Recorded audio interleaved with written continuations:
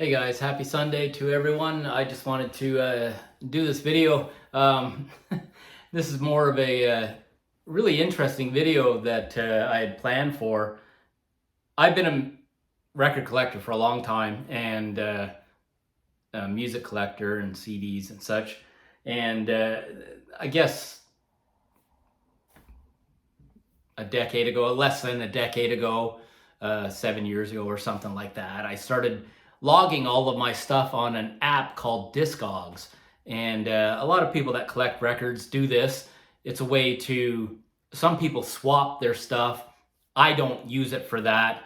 I use it for keeping track of my collection, and really the purpose behind it is to have some sort of idea of value, because you want to have that for insurance purposes when you start collecting a bigger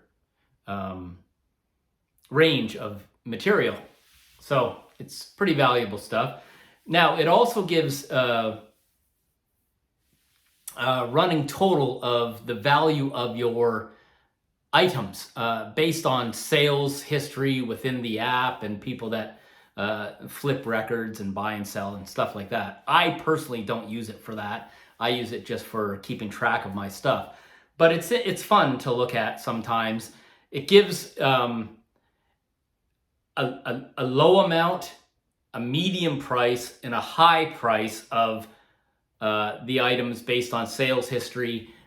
I always look at my stuff as the high value, because for me personally, I always tell people that my stuff is worth more to me than any value that's on an app like Discogs would tag the items, which is true to me, I have to say. But it's still fun and interesting, and it's pretty interesting when you look at it and you start looking through what the values are for things, and you go to yourself, wow, I didn't realize my collection is worth this much, maybe, or certain items are worth more than others. And it's kind of interesting to discover, because some of the items are surprising. They're not worth more. Stuff that you think that you have, like, ooh, it's worth a lot.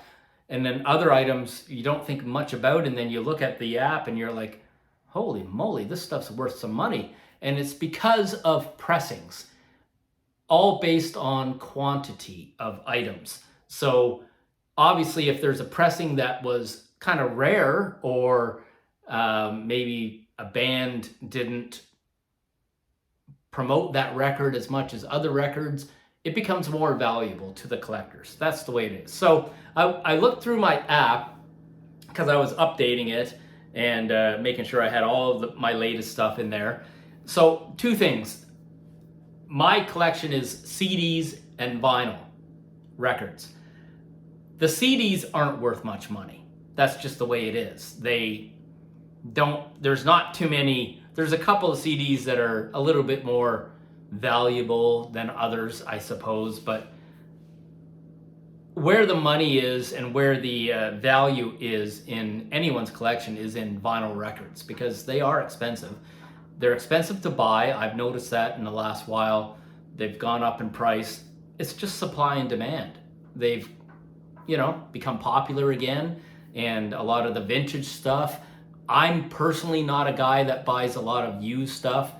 I like my stuff new, and then I keep it in good shape, etc. But there's a huge group of people that, are real collectors.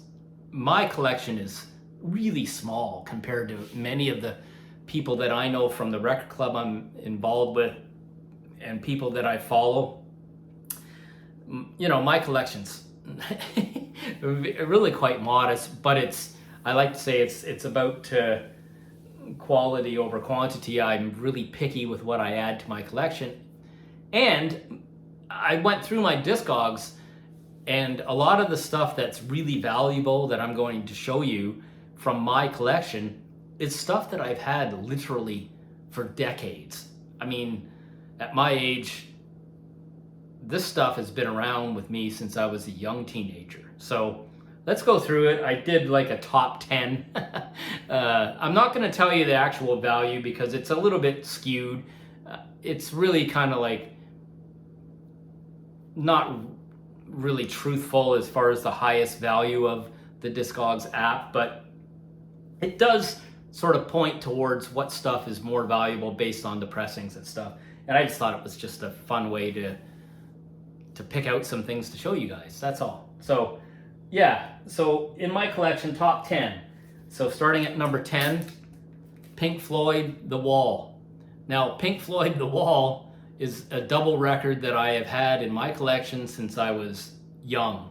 You know, I mean, obviously, very famous album, and I kept it in really good shape for all these years. You know, I baby my stuff, and so it holds its value, but it's at the number 10 spot in my top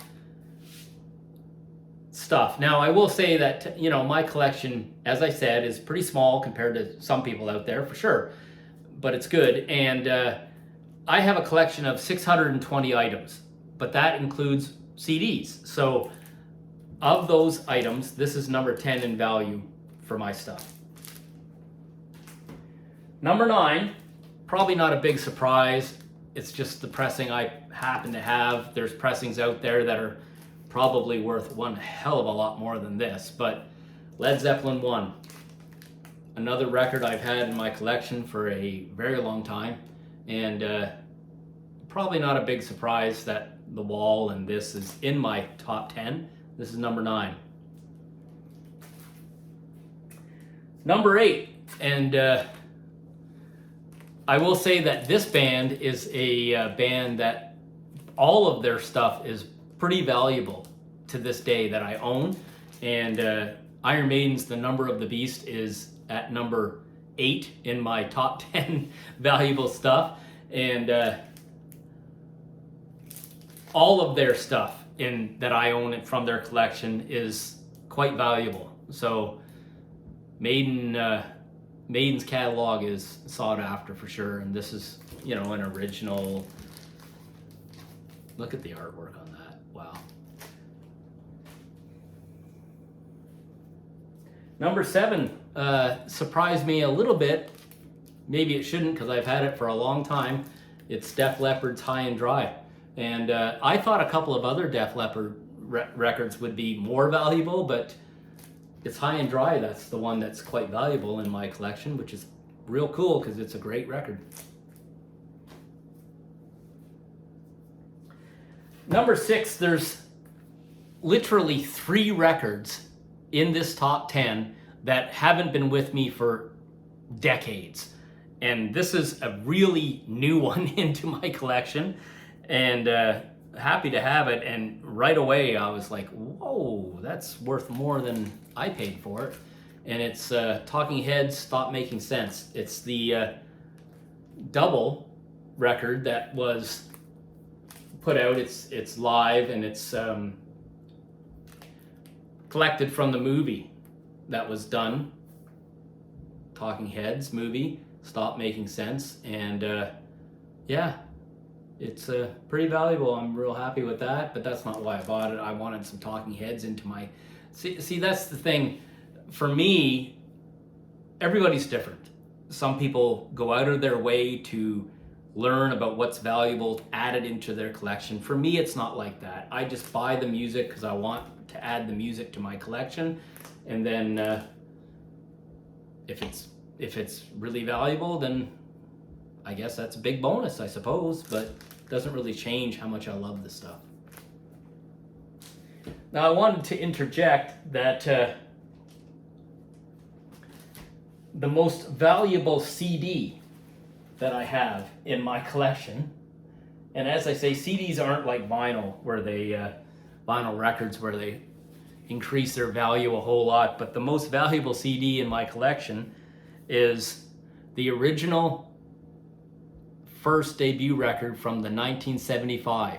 Now, you know, this is a cool CD where it's got two versions. It's got disc 1 with the actual record, and then disc 2 with a whole lot of cool variations of songs. But this is the 1975. It's the only 1975 album that I have on CD. The rest of them I have them all on vinyl. And but yeah, this is a little bit more valuable than the other CDs, which is cool. All right, down to the top 5. And I knew this was going to be valuable because I'd done a bit of research. And it's funny because some of certainly other things from Ozzy were way more popular, but that's why they're not as valuable. This is The Ultimate Sin. It's a record that people don't think about much, but it's really sought after by collectors. And it's one of those ones that I've had. It's been in my collection so long, and you know, fortunate to have this copy, and I've kept it in really good shape. The other thing I will note that all of my records are opened and played and enjoyed. So some of the top value of some of them probably is a little bit, you know, not quite what's listed, because I played my stuff and I always do. You know, I don't leave stuff sealed and sitting on a shelf. Some people do that, but not me. So, but that's a sought after record, Ozzy, Ultimate Sin. So, number 4 is a record where I'm not really shocked that it's really valuable, even though it's really popular and a lot of people had it. But I bought this way back when, back in the day, Rush Moving Pictures. And I've always said that Rush Moving Pictures album, this one here, this particular record, sounds really good. Even better than a lot of stuff in my collection. Well, I've discovered why. I looked into the, and there's serial numbers you look at when you're doing the, you know, you got to really do a little bit of research inside the app. There's serial numbers connected to the records based on pressings and stuff. This is an original master disc pressing of Moving Pictures that I bought back in the day when I was a kid. And it still sounds great to this day. It's no wonder. It's quite valuable. So that's my number 4 valuable record in my collection. Number 3 is no big surprise. There's versions of pressings out there that are worth way more than what I have, but I'm pretty happy to know what this is valued at. And this is Pink Floyd, Dark Side of the Moon. I've had it for a long time. It's a gatefold record, and it's up there. It's worth some money, and I kept it in really nice shape, obviously, and you know, enjoyed it all these years. And so that's the only band in the top 10 of my valuable records twice: Pink Floyd, The Wall, and Dark Side. Number 2 is not a big surprise, really.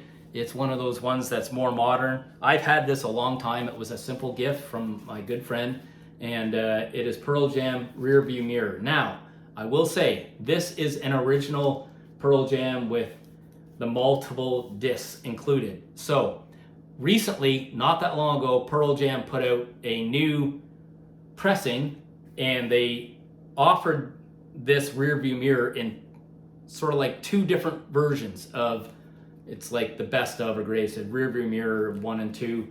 So they split it up so that they could sell it more and make more money. The reason this is so valuable and expensive is because it's the double collection all in one.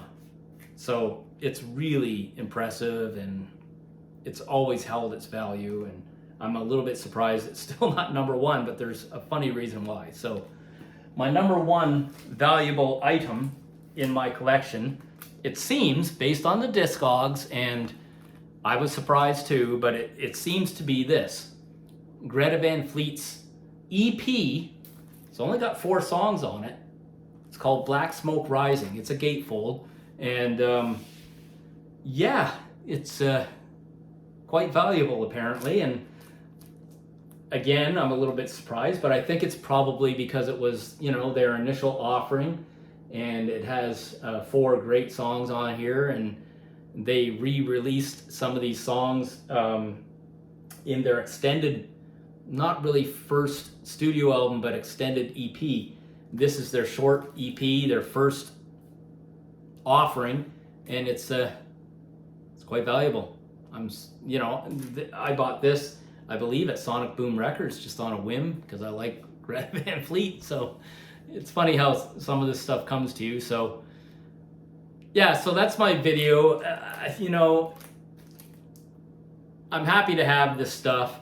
I don't collect music to obtain value. I collect music because I love rock music and I love the music.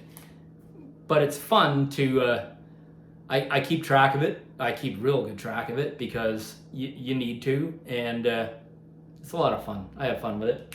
So I think my next video, I'm going to, there's a bunch of stuff in my collection. I'm a big classic rock lover, and I love the radio. I love Q107 and always have, and the good radio stations and that play good classic rock. So I'm gonna talk about my next video. I'm gonna talk about some of the best great classic rock songs that are within my collection, and some of them are kind of hidden in some albums that you forget about or you sort of bypass. So that's what I'm gonna do next for the next video. Like and subscribe if you want to, and yeah, thanks for watching. Have a great one. Bye bye.